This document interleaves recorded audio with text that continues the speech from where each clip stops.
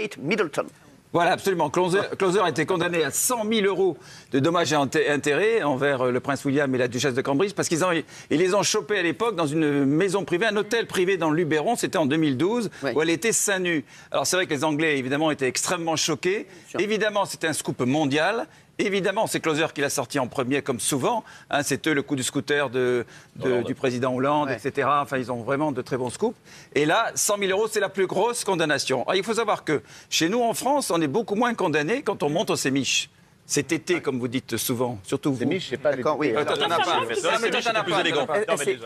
Est-ce que c'était prévu, ça, pour le magazine Closer? Est-ce qu'il avait prévu cette perte de 100 000 € ou pas? Oui, parce que de toute façon, ils y gagnent tellement plus. C'est pas grave. C'est une atteinte à la vie privée, de toute façon. Non. Parce que même quand vous êtes dans une maison, tais-toi, toi. Même quand vous êtes dans une maison, dans un hôtel. On respecte la personne. C'est ma sœur. Ils avaient prévu la condamnation, mais pas la somme. Oui. Ah oui, ça c'est vrai. Bah oui. Et c'est la plus grosse. Merci. C'est la plus grosse. En revanche, en ce qui concerne Sophie, j'espère que personne n'a zappé à ce moment-là. C'est la plus grosse.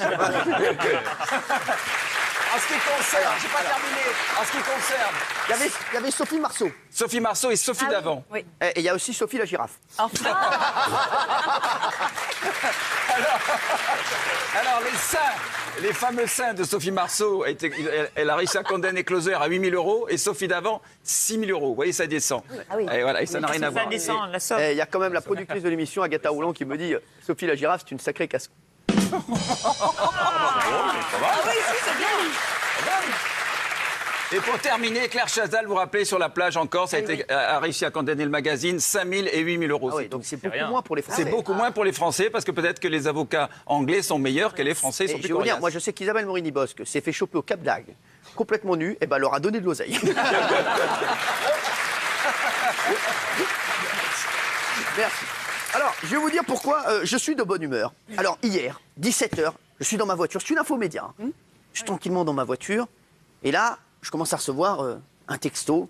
Cyril, est-ce que ça va? Oui, c'est très bien. Un deuxième, Cyril, est-ce que ça va? Oui, on parle de toi sur Europe 1. C'était l'après-midi, il était 17h. Et là, je mets la radio et j'entends Christophe Ondelat, ex-Faites entrer l'accusé, qui fait Ondelat raconte. Et là, il parle de moi comme si j'étais un tueur en série.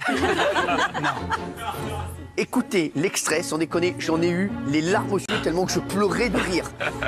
Alors, écoutez le début. J'ai choisi de faire débuter mon histoire sur Cyril Hanouna à un moment où Baba déprime. En ce début 2004, Cyril passe donc ses journées dans son petit appartement de Boulogne-Billancourt en se baffrant de chips. Et au printemps 2005, il reçoit un coup de fil du directeur d'antenne de Rire et Chanson, qui lui propose une émission de bande pour chambrer les people. Avec ses vannes bon enfant, Hanouna secoue le vieux Foucault et pour son image, travailler avec Foucault, c'est toujours mieux que de montrer son cul.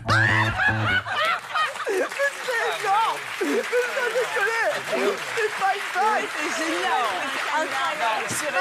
Ma mère, elle m'a appelé. Elle m'a dit, mais qu'est-ce qui se passe?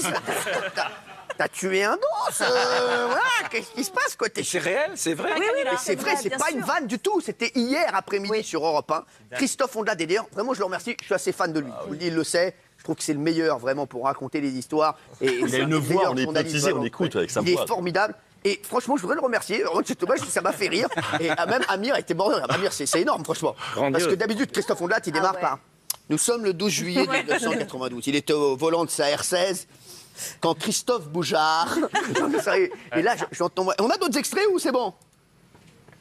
Merci. Et il y a la productrice qui me fait c'est tout. Elle me parle de plus en plus mal. Elle parlait comme ça, Stéphane Bern, parce qu'elle travaillait avec lui avant. Mais dans la suite de l'histoire, vous l'avez appelé en direct sur Exactement, le plateau. oui. Je l'ai appelé en direct, voilà. Et donc, ça m'a fait beaucoup rire. Et je voulais dire, pour ça, franchement, merci Europe 1 et merci Christophe Ondelat. Ça m'a fait rire. Jean-Luc, je pense que ça vous a fait mal.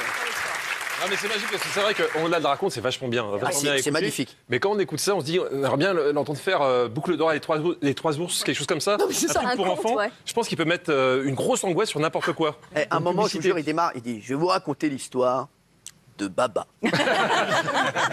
Voilà, en tout cas, merci à eux. Amir est